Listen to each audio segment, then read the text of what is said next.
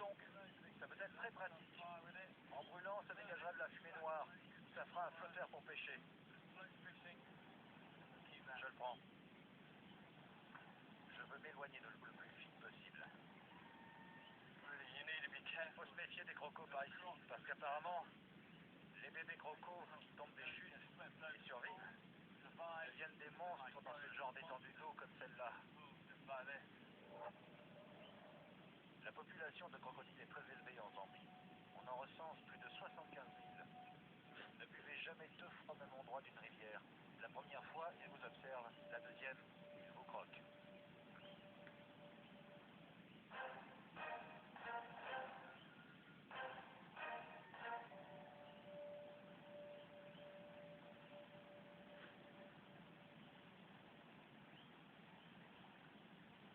Le seul moyen de partir d'ici, c'est de grimper.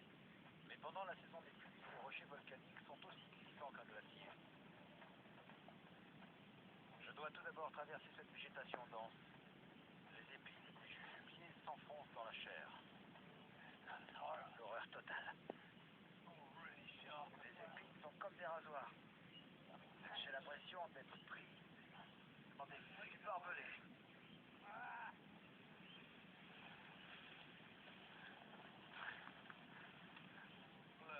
Je m'accroche à ce genre de truc. C'est pour ça que c'est pas facile. Rien ne tient. Je ferais mieux d'escalader pour sortir de là, mais ça va être risqué. Les rochers suintent.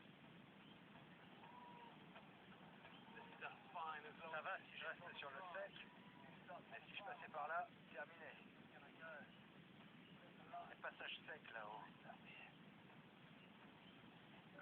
J'avance en me laissant guider par mon instinct.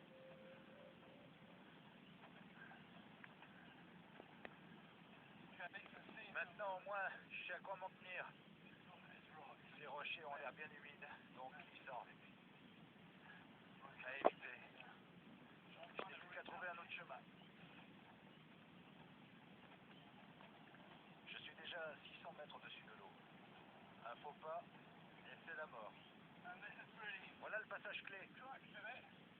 Si j'arrive là-haut, il y a un arbre qui m'aidera à éviter cette pente glissante.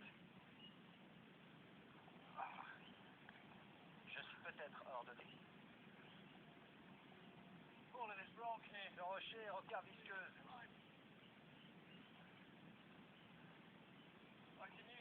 Si je peux grimper à cet arbre, ce sera plus facile. Espérons que les branches vont supporter mon poids.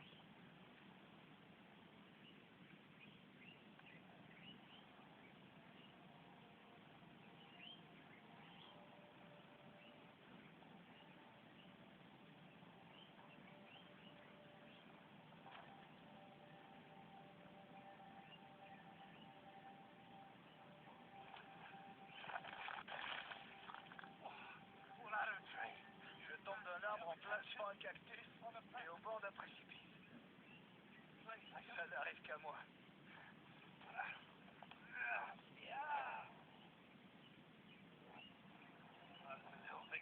L'échappée belle en bas.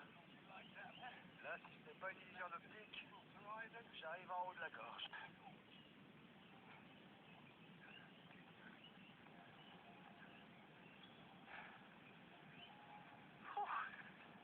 Mon prochain défi, traverser la savane.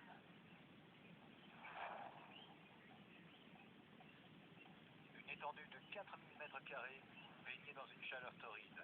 Première chose frappante, l'humidité. Je transpire à grosses gouttes. C'est la saison des pluies. Tout est vert, luxuriant et mouillé.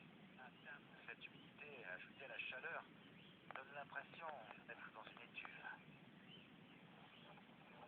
On peut perdre jusqu'à 12 litres de sueur par jour. On risque d'avoir des crampes, de s'épuiser et pire que tout, d'attraper un coup de chaleur. Le thermomètre interne du corps se dérègle, ce qui peut provoquer une attaque. Seul dans ce genre d'endroit, c'est la mort assurée. Il faut rester à l'ombre autant que possible et surtout s'hydrater. On est désorienté dans cette épaisse végétation. Parfois, quand on arrive dans un endroit inconnu, la meilleure chose, c'est de faire une pause et de laisser les sens s'habituer au nouvel environnement.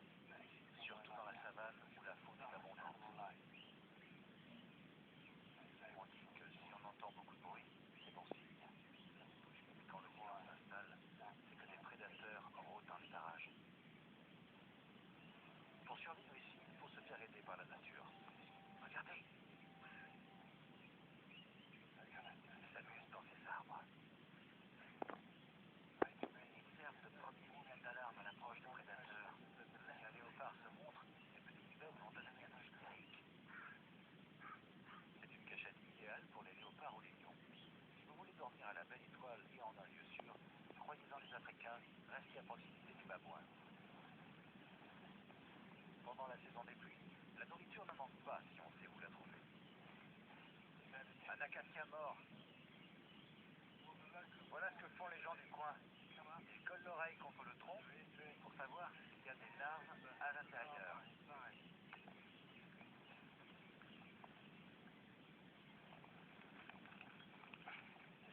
Et en voilà une. C'est la larve d'un scarabée rhinocéros. On peut la manger crue. C'est un indice de la savane et en cette saison, elle pullule. Pas étonnant qu'il s'est fasse rire.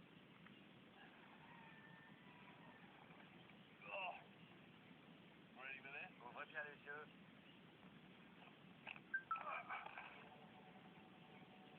Oh là là! Elle doit être là-dedans depuis très longtemps. Très longtemps. Oui, une fois que je l'aurais avalé, j'aurais plus besoin de manger pendant une semaine.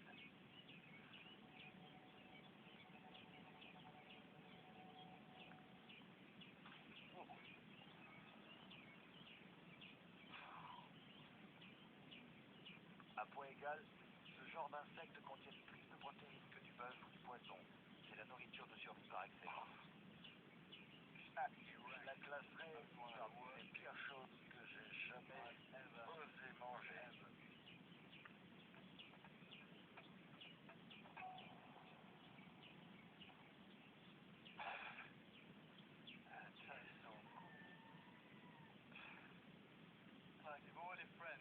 C'est comme si vous mangez une saucisse. Oui, faite avec la mort de tous vos amis. Quelle horreur. En Zambie, la savane héberge certaines des machines à tuer les plus meurtrières du monde. Il faut être vigilant. Oh, attention! On dirait des empreintes d'une hyène qui allait dans cette direction. On voit les coussins des pattes. Là, des pas d'hyène. Vous voyez? Ce sont les empreintes d'un léopard. Ils rentrent leurs griffes en marchant, alors on ne voit que les coussins. Il est parti par là. On va suivre sa trace. En général, les léopards tuent tous les 4 jours. Ils se nourrissent aussi bien de bousiers que d'antilopes, et ils attaquent les humains, dit-on. Pour moi, ces empreintes sont synonymes de nourriture. Et voilà. C'est un impala. Il est couvert de mouches. Je suis quasiment sûr que c'est l'œuvre d'un léopard.